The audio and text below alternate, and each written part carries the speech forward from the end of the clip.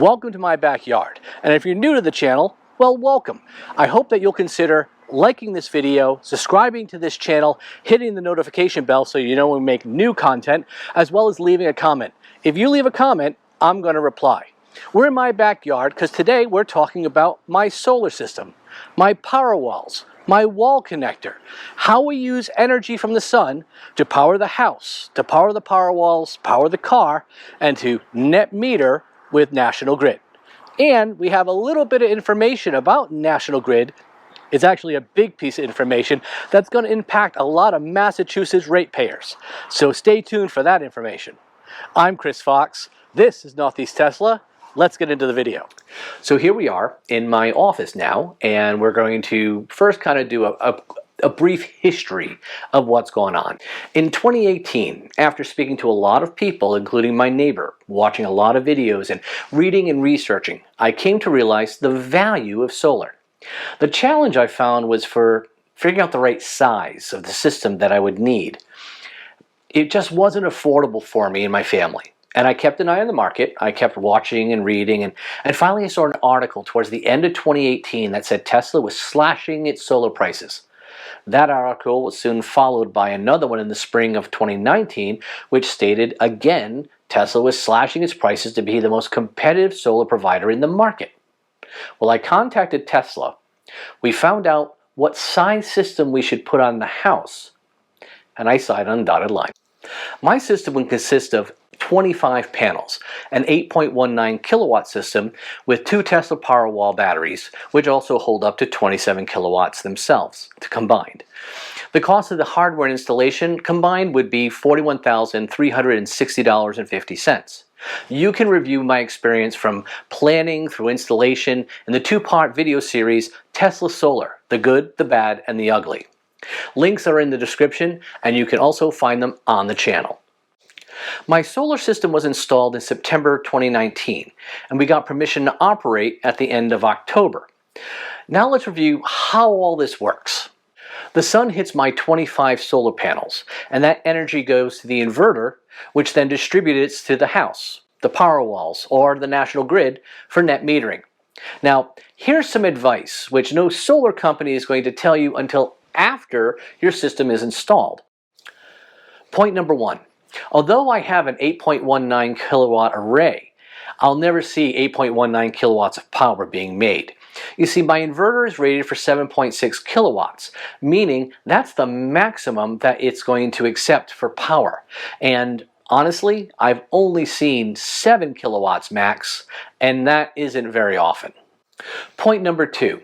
Due to the motion of the sun in the sky, as the sun rises and then sets, not all of your panels are going to be able to produce 100% power. They are on the wrong angle most of the day. For part of the day, it's a direct hit, and you're making lots of power. But in the sunrise, your far away panels aren't getting that much power. In the sunset, your closer panels to sunset are getting more powers than the ones that got it in the beginning of the day. Sure, at one point of the day, you're going to have a direct hit and you're going to be making really great power. But as the sun moves across, it's less intense. So you're never really making a ton of power. It kind of looks like a giant curve. Here's an example. Point number 3. Solar panels don't like and are less efficient in high heat. So you're on a bright, sunny, scorching day, and you think you're killing it, that you're making tons of power, but you're not. You're doing good, but you'd be maxing out at 7 degrees outside, not 90, not 110.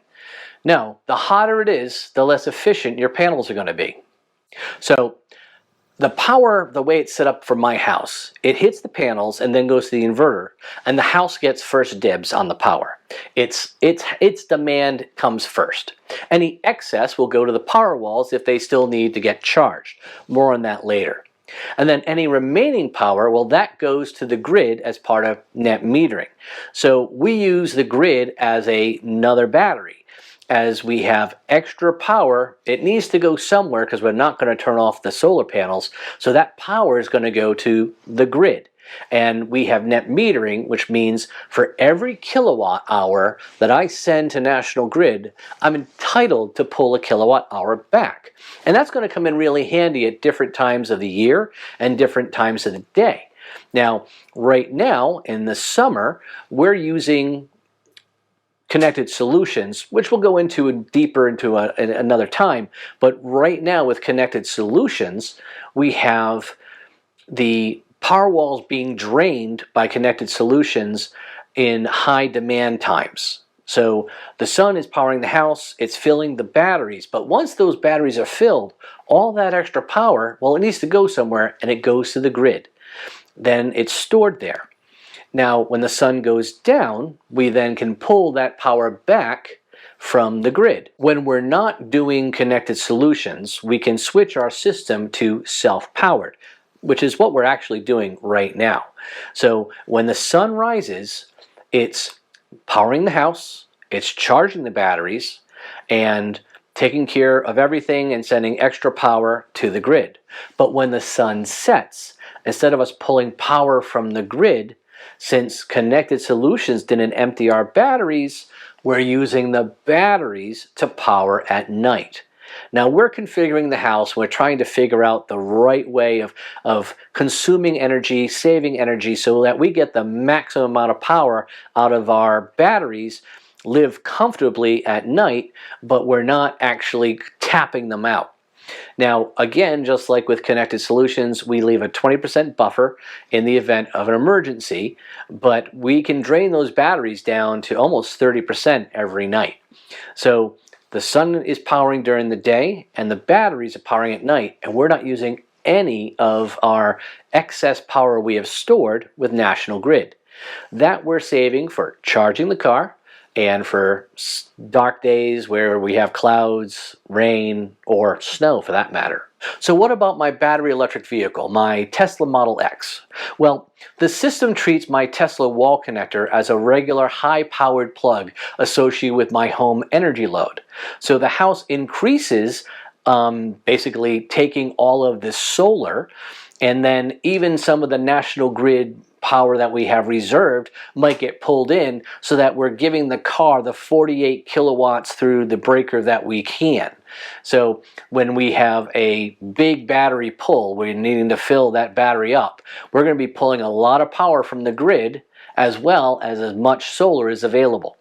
Now, again, we're banking a lot of that power with National Grid specifically for charging the battery as well as covering the house in dark days, rainy days, snowy days, etc. Okay, let's go through the numbers.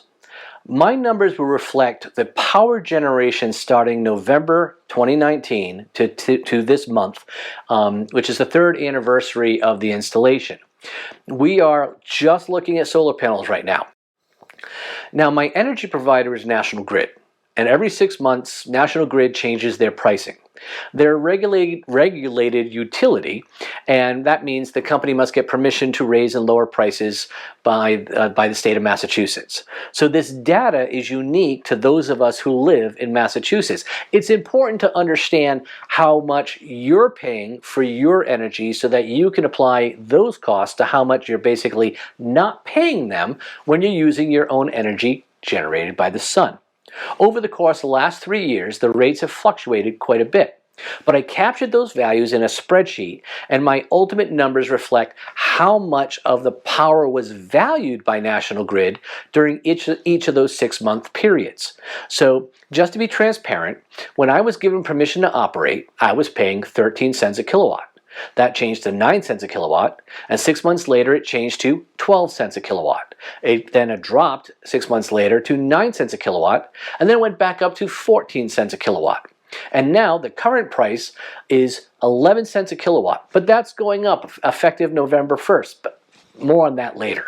As I stated, I paid $41,360.50 for my entire system.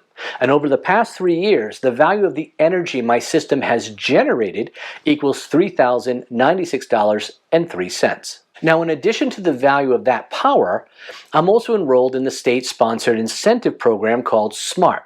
That program has paid out $3,481.86.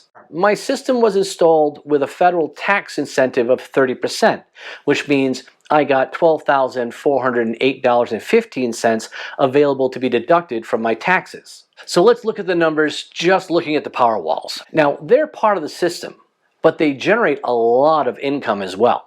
We are enrolled in Connected Solutions program, where National Grid can pull power from the batteries in times of high demand. National Grid reviews the average energy pulled during the events and then pays a per kilowatt hour on average. So Tesla, of course, they rake 20% off the top, and I get the rest. I think 20% is a bit steep. I have no leverage in the situation, but if I did, they'd only get 5. To date, we received $2,978.59 combined for 2020 and 2021. We get paid in January of the following year, so we'll get 2022 in 4 months. So when we look at these numbers, the system cost was $41,360.50. The federal tax incentive was $12,408.15. The total value of the solar generated was $3,096.03. Now remember, that value is what we did not pay to National Grid. We actually paid down our loan with that money. The Smart Incentive Program, well, that paid out $3,481.86. Connected Solutions income for 2020 and 2021 was $2,978.59. So my current payback number is $19,341.87 for the entire system. Now, that some might extrapolate that at that rate we'll have the system paid off in 6 years. But wait, till you hear what National Grid is doing. They're raising the electrical prices, and we're going to get into it.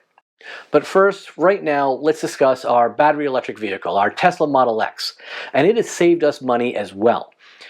My old Ford Explorer, it was a 2017, and on average I was paying 22 cents a mile.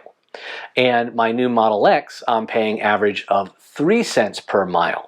That's based on a $4 a gallon. I know the prices go up and down, but we're using $4 a gallon as a baseline. So I'm currently saving $2,660 on fuel because all that power that's going to the Model X is from my solar system. Now, I don't include the few supercharger sessions that I've had.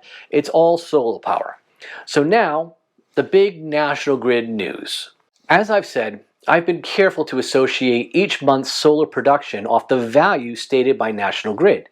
The Boston Globe goes into all of this, and there'll be a link in the article in the description. But from the article, here's a quote. Despite efforts to shift New England towards a renewable energy source, National Grid still uses gas-fired power plants to provide at least half of the region's electricity. Costs for obtaining the gas have skyrocketed following Russia's invasion of Ukraine and the subsequent natural gas shortage in Europe. Sadly, National Grid is purchasing natural gas to make electricity and is competing against others who use that natural gas to heat their homes. People like me. This winter we're going to be doing a blend. We'll be using the electric heat pumps when the sun is shining and using our natural gas furnace at night till the sun rises and on cloudy and rainy days and snowy days. If you want to see how I clean off my solar panels in the snow, the links will be in the description, and you can also look on the channel. So what does all this mean for me? Today, National Grid values electricity at a rate of 11 cents per kilowatt. But on November 1st, the power per kilowatt will go soaring, rocketing up to 33 cents per kilowatt. Which means if we average out November and May over 2020 and 2021, and take the total average and estimate that to be, I think it's 12,006 kilowatt hours, and at 33 cents per kilowatt hour, the potential value is going to be $1,320.66, which when applied to our payback number is a really big bite.